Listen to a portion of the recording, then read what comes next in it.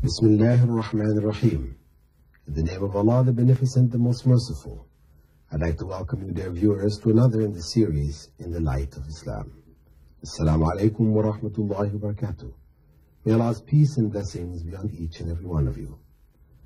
In this program, dear viewers, we are pleased to answer questions which our viewers have written in about various aspects of the religion, following the principle which has been commanded in the Quran, فَاسْأَلُوا أَهْلَ الذِّكْرِ إِن كُنْتُمْ لَا تَعْلَمُونَ. Ask those who know if you don't know. Because ignorance is not something which Islamically is acceptable where knowledge may be obtained, especially considering that the Prophet Muhammad ﷺ had commanded us, طَلَبُ الْعِلْمِ فَرِيضَ عَلَى كُلِّ Muslim. Seeking knowledge is compulsory for every Muslim. So there is no excuse for ignorance unless there are special extenuating circumstances. So if a person is ignorant but have the means to, or have reason to deal with the thing that they're ignorant about, they have access to scholars or whatever, then it is not permissible or not acceptable before God that they didn't know. You cannot just say, I don't know, if we had opportunity to find out and we didn't. So therefore, it is our duty when issues regarding the religion especially, that we should find out, not go ahead and do things and then try to find out afterwards. If we know we're about to do something and we have doubts as to its acceptability, then we should contact those who have more knowledge than us and get clarification.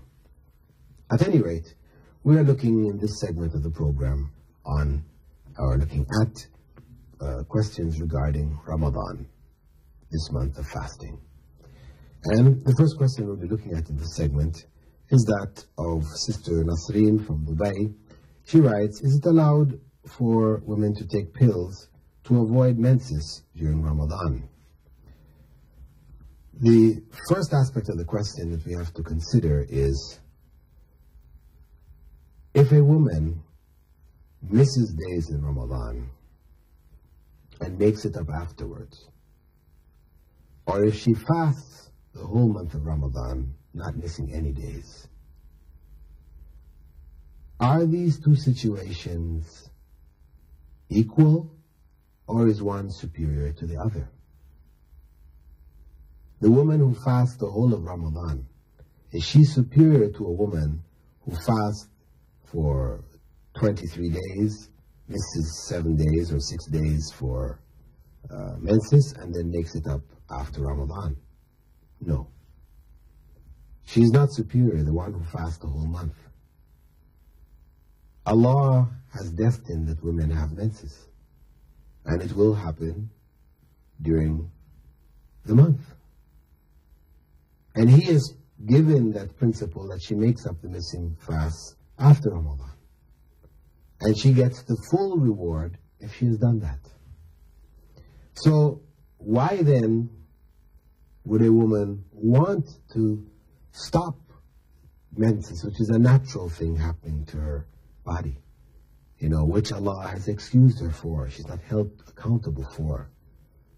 Why then would she want to take pills which would stop? Well, women will say, because we want to enjoy the fast with everybody else. Everybody else is fasting, the men are fasting the whole month. We'd like to be fasting and breaking the fast along with them also. Well, on the basis of that, scholars have said that it is permissible for a woman to do so. This is, of course, on the condition that the pills are not harmful to them. If there is any evidence that these pills are harmful, then it is no longer permissible. But at any rate, we would have to say that it is recommended that she doesn't take the pills. This is different from the case of Hajj, where a woman may be going for Hajj. Her husband is only able to be there for, say, 8 days. 5 days are the exact number of days needed for the Hajj. A couple of days before, 1 or 2 days afterwards, that's it, and he has to go back. This is what his job allows. He has to catch a plane and leave.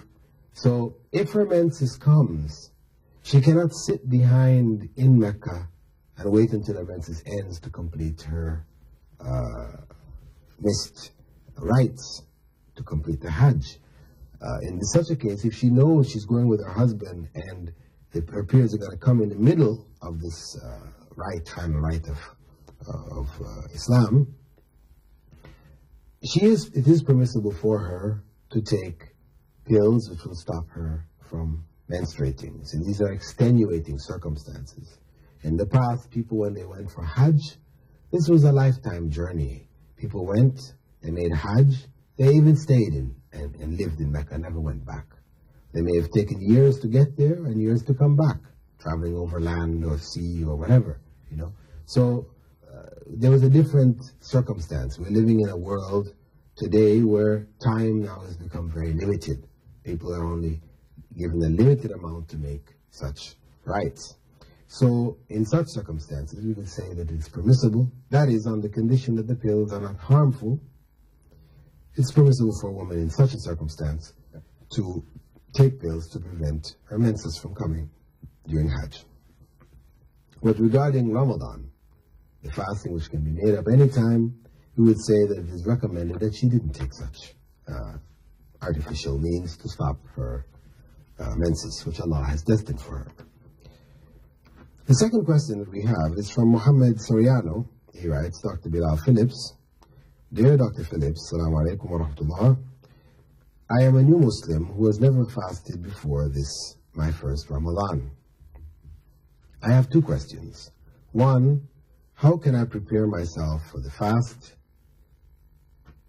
This question, how can you prepare yourself for the fast? You could do so by voluntary fasts before Ramadan comes in. This is how one prepares oneself going into Ramadan. Voluntary fasts. And this is something recommended throughout the year. So you are familiar with fasting. It's not something which, catches you for the first time new. And also, it's important to set one's intention, that you have the correct intention when going into fasting. That you're not fasting, because everybody else is fasting, but you're fasting for the pleasure of God. Intentions should be properly set.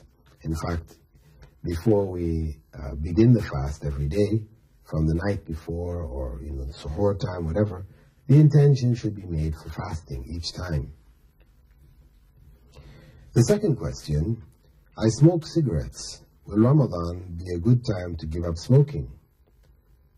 Will praying dhikr using a rosary help me to control this craving? Well, in terms of giving up smoking in Ramadan, it's as good a time as any to give up this habit, which is fundamentally forbidden in Islam. So, if one is unable prior to that time to give it up, then it is a good time, Ramadan, to set one's intention to do so.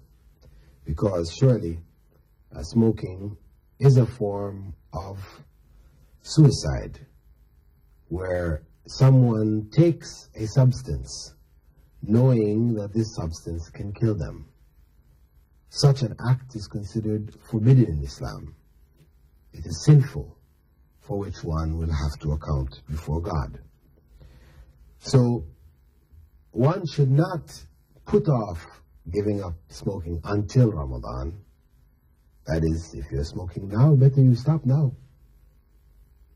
However, if one finds oneself unable, but you see Ramadan coming, you cannot do it, and your fear of Allah is, going to help you to give it up during that month, then it's permissible for you to make that intention to try to give it up during the month of Ramadan. However, you're not going to succeed if when you quit, you don't smoke, as many smokers who fast do. You don't smoke during the daylight hours, but once you break the fast, then you will chain smoke and build up your level, your nicotine level in your system to make up for what you missed during the fast. Such practices are not acceptable. Smoking is haram. So, dear viewers, those of you that are smoking, you should not only stop smoking during the daylight hours of Ramadan, you should give up smoking altogether. Ramadan is a good time to reset our lives and to start anew, purify ourselves from this evil and forbidden habit. The second aspect of our viewer's question, Mahmoud, will praying dhikr using a rosary help me to control the craving? That is, people who have given up smoking, people, those psychologists, etc., have recommended that they take something to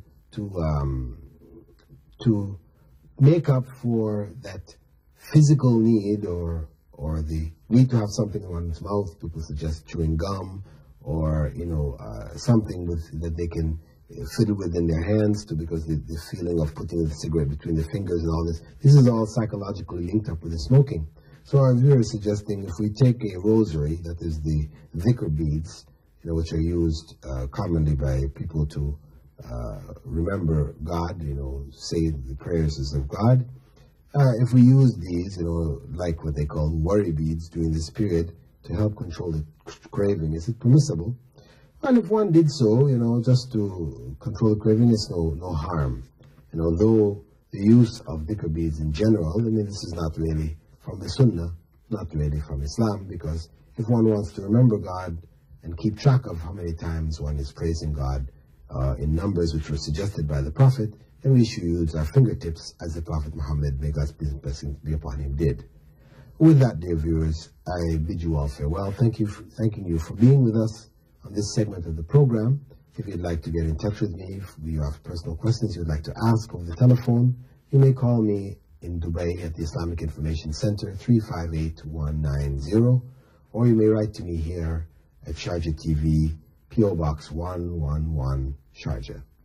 With that, dear viewers, I bid you all farewell. Wassalamu alaikum wa rahmatullahi wa barakatuh.